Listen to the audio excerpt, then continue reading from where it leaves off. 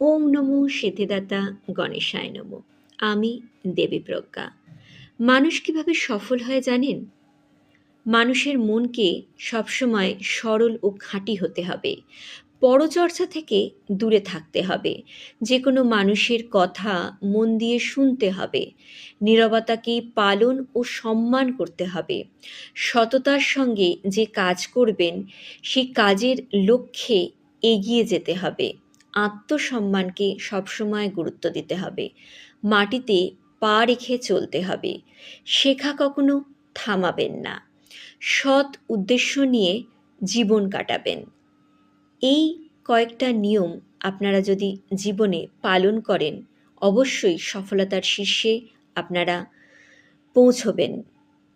আশা করি বন্ধুদের এই সফলতার রহস্যের কথা জানাতে পারলাম।